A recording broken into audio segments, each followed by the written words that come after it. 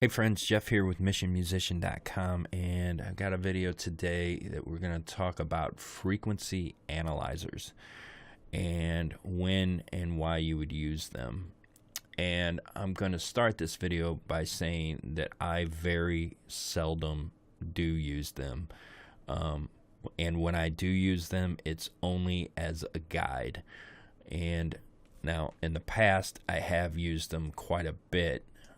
But I find that mixing with reference tracks and using my ears, I can get close enough without having to use a frequency analyzer.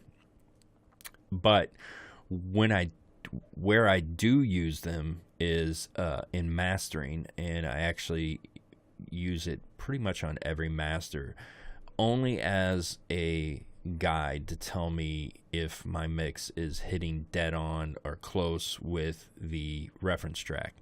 And so, what I'm really watching for more than anything else is the low end. I don't want my low end to be more exaggerated, or I don't want my mix to sound thin and not have enough low end. So I will just use the frequency analyzer to check it. So that's what we're going to do in this video. I have a mastering session open, and I have a reference track and a mixed song in here. And I actually use this reference track that we're going to compare this to as a reference track when I mix this song.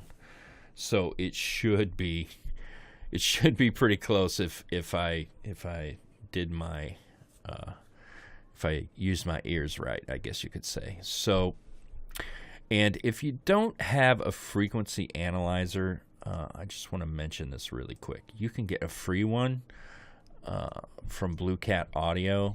This is called Blue Cat's Freak Analyst, and that's all it is. It's a frequency analyzer. If I play the reference track,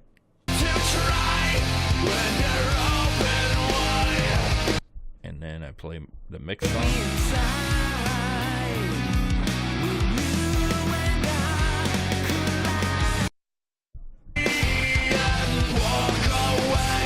okay, so this is showing me that they're pretty close. But the reason why I like Ozone 5 is it shows me exactly where I'm lacking or where I have too much, and I want to show you how I do that. And so it lets me capture each song in here and then compare the two spectrums side by side, and you can even apply the reference spectrum to the mixed song. But I never, ever, ever, ever, ever, ever do that. I feel much more comfortable going in and making small EQ adjustments than trusting this software to do it for me. So let's do that really quick. I'll capture the reference song first, and you do that in Ozone 5 by clicking on the equalizer and then snapshots, and you can hit start capture. So let's play the song, and I'll capture just a little bit of it.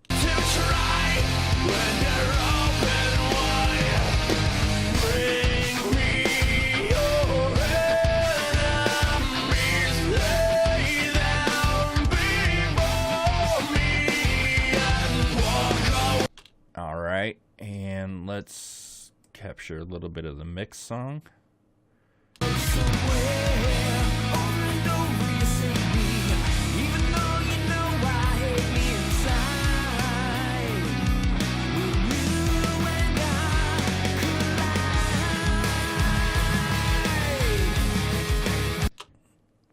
All right, so as you can see, they're pretty close. There's a little bit more information happening here. Actually, I want to rename these really quick so I don't get confused.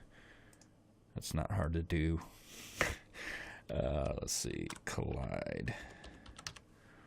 All right, so you can see there's a little bit more mids happening, And it's hard to tell on here, and this is why I like Ozone so much. If I click on matching, let's see, click this as the reference, and I'm going to apply it to Collide. You see apply to and reference, and I would select my reference track here and Collide here.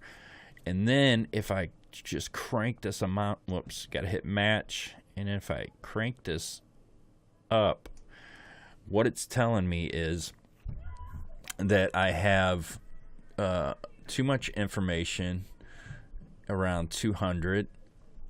I don't have enough information around 600. And from 2 to 3, I could use a little bit more.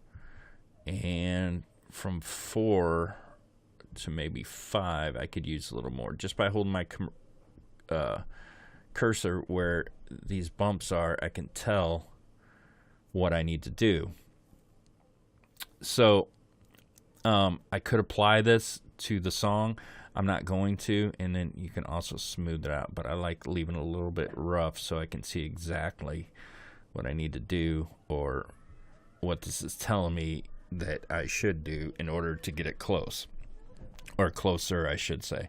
Now, I already think it's pretty close, but what I may do is go in and put a little boost from, let's see, the center is around 615.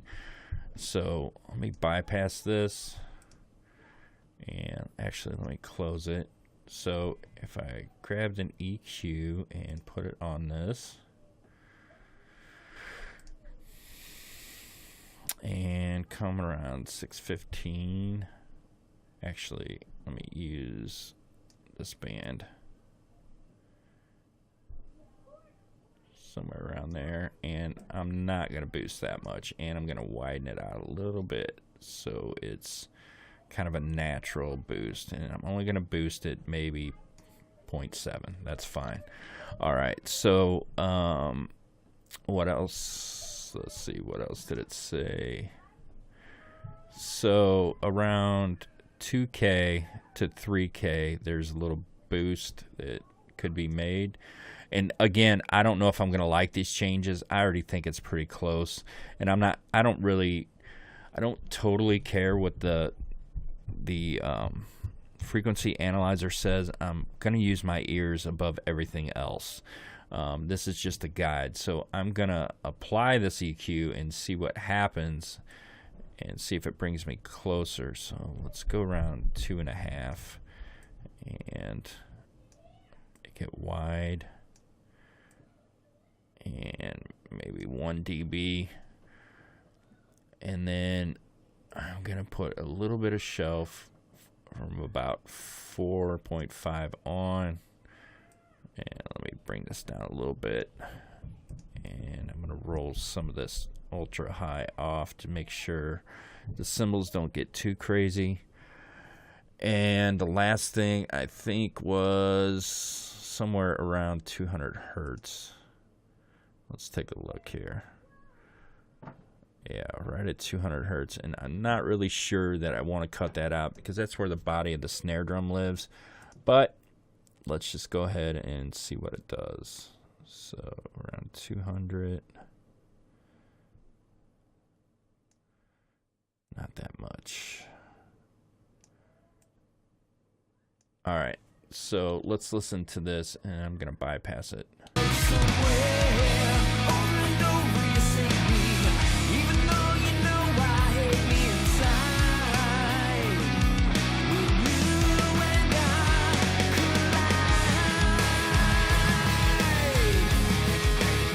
We are adding just a touch of gain, so I'm going to back this off a little bit.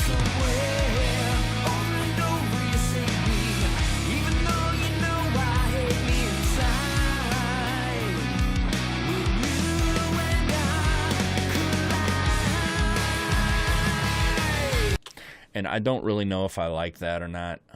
Let's listen to this again.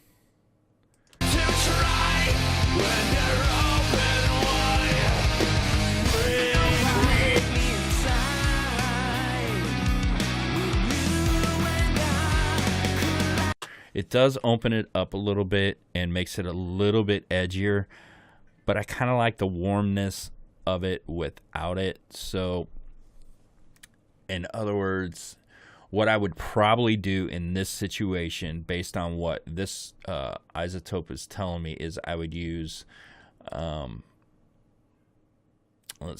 would use the FabFilter Pro EQ or Pro Q2, because this has mid side. I can EQ the center, and then I can EQ the left and right, the sides, differently. So what I would probably do is boost 2K on the sides where the guitars are at, because I don't like what it's doing to the vocal when this EQ is in. And I maybe cut maybe some 200 out of the sides as well, because I don't want to cut it out of the snare in the center. The snare's in the center, so that flub in the sides probably coming from the guitars, if I had to guess, and maybe some low-end vocal stuff. So that's one way to use a frequency analyzer. And again, I want to stress that you don't want to rely on these things. You really want to rely on your ears. If it sounds good to you, it is good. It doesn't really matter what the frequency analyzer says. As long as your low end and your high end isn't just, ultra boomy and ultra harsh.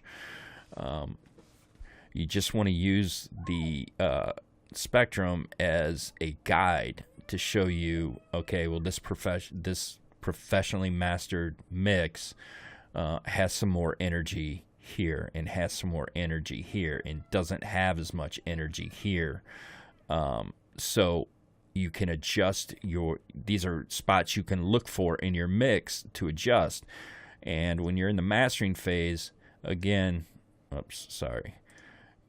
only want to do minor tweaks. Like, you don't want to come in here and, put in 3 dB EQ boost. That's just way too much in the mastering phase. It's okay to do it in the mix phase, but not in the mastering phase. So keep your tweaks light, small, wide. If you're cutting, you might want to make them a little bit more narrow. You just want to try to keep it natural. So that is how I personally use frequency analyzers.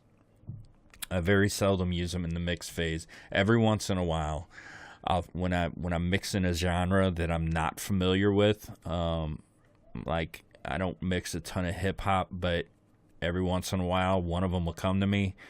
And so in that case, I will use a frequency analyzer on the front end of the mix. And what I mean by that is, when I have my static mix all set up, I'll bring in a reference track and I will capture it and then play my static mix to see what I need to add and where I need to start looking for things to boost and cut, because I'm not too familiar with that genre. So it's more of a guide on that than anything else. And my kids are just freaking out upstairs. I hope you guys can't hear that, and I apologize. So I'm going to end this video right now. Well, actually, not right now. I did want to mention a couple of things on here. I am starting to post, and I've mentioned this in another video, I'm starting to post way more stuff over at the blog over at www.missionmusician.com.